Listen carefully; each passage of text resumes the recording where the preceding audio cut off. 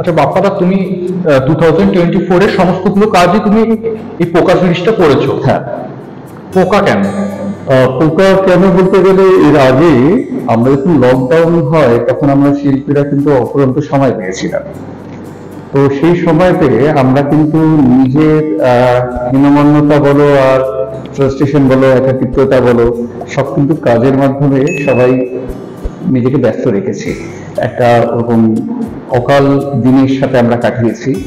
তো আমাদের যেটা করণীয় ছিল হচ্ছে সময়টাকে নিজের কাজের অনুশীলনতার মাধ্যমে ব্যস্ত রাখা।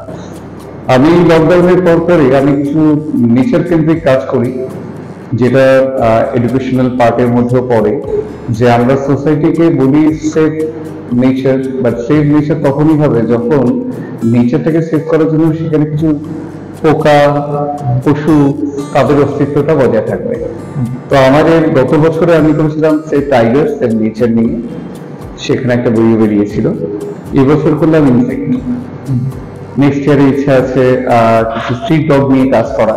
তো ইনসেক্ট কেন? ইনসেক্ট হচ্ছে এমন একটা মানে পোকামাকড়ের মধ্যেই যে ইনসেক্ট এমন একটা জিনিস যে আমাদের প্রত্যেকের মধ্যে আমরা কিন্তু ভীতিগ্রস্ত জায়গা এবং গা শিরশিরানি জায়গা দিয়ে আমরা এই জন্তুটিকে বা পোকা বস্তুটিকে আমরা দেখে উঠি। মশা কামড়ালে আমরা মশাকে মারি এবং বলি যে এই মশা নেই তো, ডেঙ্গু হবে না তো, মানে জল জমছে, মানে ওখানেও পোকা, আবার ঘি তৈরি হতেও পোকা, আবার আমাদের দেখা যায় যে শরীরের পচন ধরেও পোকা দিয়ে, এবং গোবর পড়ে থাকলেও তার মধ্যেও পোকা দিয়ে শুরু হয়। প্রত্যেকটা জায়গায় কিন্তু পোকার একটা অস্তিত্ব আছে। আমাদের শরীরের মধ্যে খুব অদ্ভুত জিনিস হয়, পেটে ওয়ার্ম হয়, কৃমি হয়, সেটাও পোকা। দাঁতে পোকা বলে কিছু দাঁতের পোকা দেখা যায় না। আবার আমরা মজা করে বলি আরে তোর মাথায় কি পোকা হয়েছে। তো এরকম কিছু এলিমেন্টস আছে যেটা আমরা অদ্ভুত ভাবে আমরা কথার পরিপ্রেক্ষিতে পোকাকে টেনে আনি। পোকা একটা সিম্বল আমাদের। পোকা আমাদের সিম্বল। পোকা ছাড়া আমরা নই, আমরা ছাড়া পোকা নই, পোকা ছাড়া নিচের নই, নিচের ছাড়া আমরা নই। তো ওতপ্রোতভাবে আমরা জড়িত।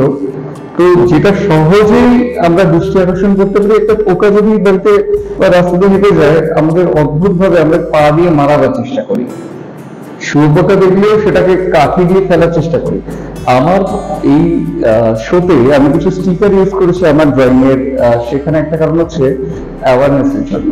মানুষ ঢুকে গিয়ে পা ফেলতে গিয়ে পাটা স্টিকারে না ফেলে স্টিকারটা টপকে ফেলছে। এইটা আমার কাছে বড় প্রাপ্তি হয়েছে যে একটা পোকাকে মেরো না, সেটাকে তার মতো ছেড়ে তাকে টপকে যায়। তো স্টিকারটা কিন্তু সেই মেসেজটা সোসাইটিতে দেওয়ার আমার উদ্দেশ্য ছিল, এবং সেটাতে আমি খুবই উৎসাহীভাবে এবং পজিটিভ রেসপন্স পেয়েছি। লোকে পোকার বিষয়ে আনন্দ করে শো দেখতে এসে শো এর আনন্দ নিয়ে ফিরে যাচ্ছে। এবং আমি প্রত্যেককে পোকা দেখাতে অদ্ভুত একটা জিনিস, যেটাকে মানুষ একটু অপছন্দই করে, মশাকে কেউ পছন্দ করে না, মাছিকেও পছন্দ করে না, আসলে তো একদমই নয়। তো সেইখানে বাটারফ্লাই তো দেখাই যায় না। এখন জেনারেশনদের যদি আমি বলি যে তুমি বাটারফ্লাই দেখেছো, সেই একটা গুগলে সার্চ করে দেখে যে বাটারফ্লাই কেমন দেখতে। বাড়ির আর্টিফিশিয়াল গার্ডেনটা তো স্প্রে করা হয় যাতে মৌমাছি বা পোকা না এসে খেয়ে নেয়। তো এই জায়গাগুলো থেকে যে পরিবর্তনটা আমরা উপলব্ধি করি যে এখনকার জেনারেশনরা তার প্রকৃতির সাথে খুব একটা কানেক্টেড নয়, তারা নেচারের সাথে খুব একটা ওয়াকিবহাল নয়। তো এই দৃষ্টি আকর্ষণের জন্য কিছু মজার পোকা আমি আমার গ্যালারিতে ছেড়ে দিয়েছি, এবং সেই পোকা অ্যাওয়ারনেস ইকোসিস্টেমের একটা বড় পার্ট, একটা নেচার একটা পার্ট, সেইটা আভিজাত্যটা রাখার জন্য আমি পোকা নিয়ে দর্শকের কাছে একটা সোশ্যাল মেসেজ ছেড়েছি। আচ্ছা বাপ্পাদা, তোমার যে পোকাগুলো সেগুলো কিন্তু স্টাডি বেস পোকা সেরকম নয়, যেরকম ভাবে পোকা স্টাডি বা কোনো একটা অবজেক্টকে যেভাবে নেচার স্টাডি যেভাবে করা হয় সেই রকম নয়। না, একদমই নয়।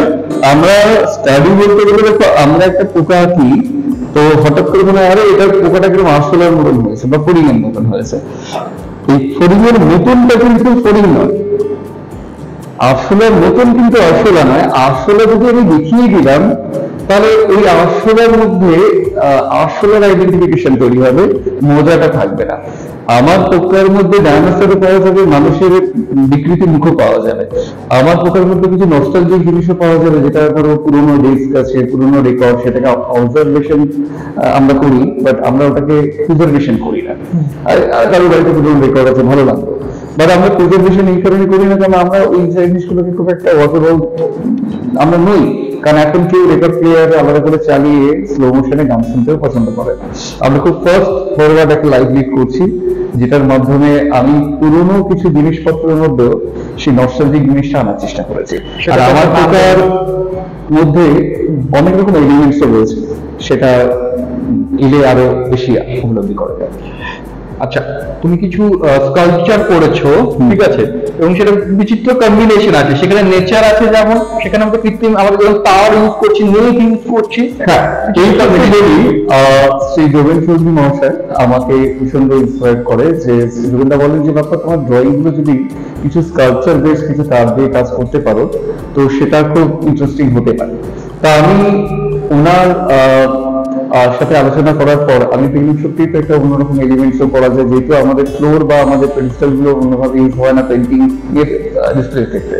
তখন আমার একটি জুনিয়র ভাই সৌরভ দাস, ও গভর্নমেন্ট থেকে মাস্টার্স করেছে, ওকে বলে আমার ড্রয়িং এর কিছু ফর্ম আমি কিছু মেটেরিয়ালস ওকে আমি রেকমেন্ড করি, ওর তত্ত্বাবধানে এই স্কাল্পচার গুলো তৈরি করা হয়েছে, যেটা আমার ড্রয়িং বেস করে।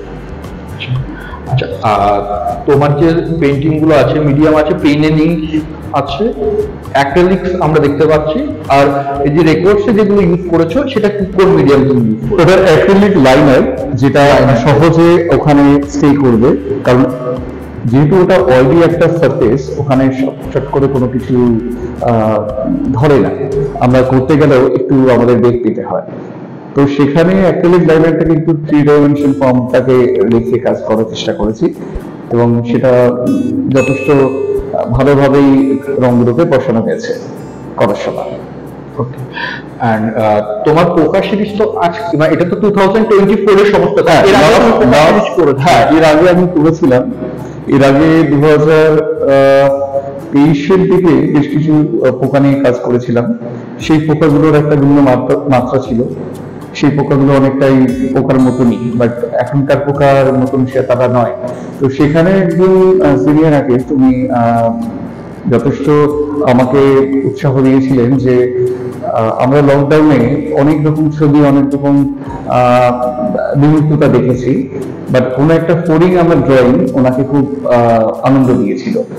তো সেই জায়গা থেকে ওনার নাম হচ্ছে হরেন ঠাকুর, শ্রী হরেন ঠাকুর। তো উনি সিনিয়র মোস্ট আর্টিস্ট। তো উনি আমাকে এবার হরেন দা বলে যে পোকাটাকে কোনো কিছু ছাড়িস না, বাকি প্যারালালি যা করছিস করতে থাক, বাট পোকা কিন্তু তোকে অনেক দূর নিয়ে যাবে তোর চিন্তা ভাবনাকে। তো পোকার সাথে থাক, পোকা করতে থাক। তো এই ভাবনাটা ছিল। তো ব্যাপারটা কখন যে বেরিয়ে এসে এতগুলো পোকা যে জন্ম দেবে সেটা বুঝে উঠতে পারেনি। তো সেইভাবেই আর কি পোকা নিয়েই আছি আপাতত। আচ্ছা, আর একটা যেটা জিনিস, তুমি 4 মাসের মধ্যে এত কাজ করেছো, ঠিক আছে, যারা মানে স্টার্ট প্র্যাকটিস করে, এখন যারা প্র্যাকটিশনার নতুন প্রজন্মের যারা, তাদের কাছে কিন্তু এটা একটা বিশাল ব্যাপার যে এত কাজ একটা মানুষ করেছে। রেগুলার বেসিসে কত ড্রয়িং তুমি করো? রেগুলার বেসিসে বলতে এটা সত্যি একটা খুব বড় প্রশ্ন। আমরা একটা সময় যে স্টাডি করেছি, স্টাডি করার পরে যে মেমোরি আমরা যে কাজগুলোর মধ্যে মেমোরি আছে বা মেমোরিজ মধ্যে আমরা বিলং করি, সেই জায়গাটা একটা বড় জার্নি। তো আমরা সেটাকে নিয়ে বয়ে বেড়াই। তো একটা স্টাডির পর যখন আমরা সেটাকে ডেলিভার করতে যাই, সবার আগে দরকার হচ্ছে সাহস। বেশিরভাগ আমরা একটা সময় কম বয়সে দেখেছি, একটা ছবি আঁকবো মানে আগেই মাথায় থাকবে যে সেটাকে বাণিজ্যিক ভাবে আমরা সাফল্যতা পাবো কি, ছবির জন্য ছবি আঁকি কম, বাণিজ্যিকের জন্য আঁকি বেশি। তো সেই ক্ষেত্রে বলবো যে স্টাডিটা খুব ইম্পর্টেন্ট। স্টাডির পরে যে ডেলিভারিটা তুমি করবে সেটার মধ্যে তোমার নির্দিষ্টকরণটা খুব ইম্পর্টেন্ট। আর পোকা বা এই ধরনের জিনিসপত্র বিষয়ে কাজ করতে হলে একাধিক কাজের মধ্যে ডেলি চর্চা রাখতে হবে। আমি ডেলি 4টে ড্রয়িং করলে যেদিন করতে পারি না পরের দিন 8টা ড্রয়িং করি, যাতে আমার নিজস্ব অভ্যেসটা খারাপ না হয়ে যায়। এর সাথে নিজে পানিশ করি নিজের কাজ দিয়ে। তো সেইভাবেই কাজগুলোকে এগিয়ে দিয়ে যাওয়ার চেষ্টা করেছি।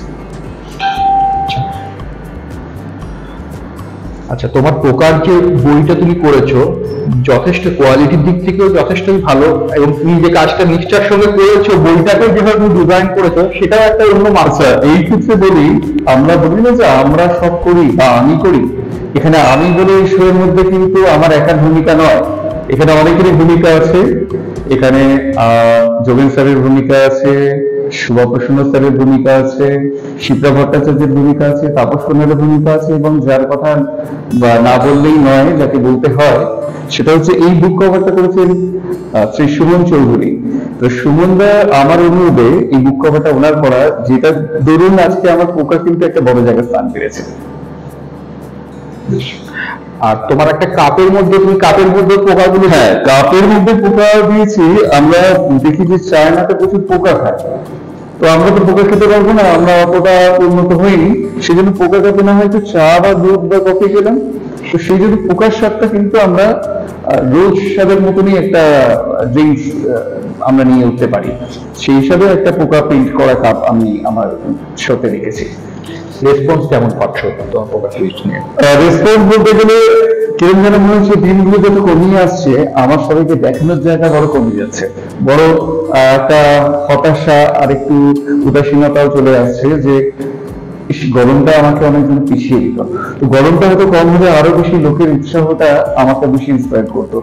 গরমটা আমাকে সাথ দেয়নি, তবে ওয়েদারের সাথে সাথে কিন্তু গরম উপেক্ষা করে প্রচুর নামী এবং গুণী ব্যক্তিরা এসেছেন, তারা আমাকে প্রচন্ড উৎসাহ দিয়েছেন এবং এই শোটার জন্য তারা প্রচন্ড পরিমাণে আমাকে বাহবা দিয়ে গেছেন। এবং আমি নিজে খুব তাতে খুশি যে এরকম একটা প্রচন্ড তাপদাহ দিনে সবাই এসে পোকা উপভোগ করে যাচ্ছে।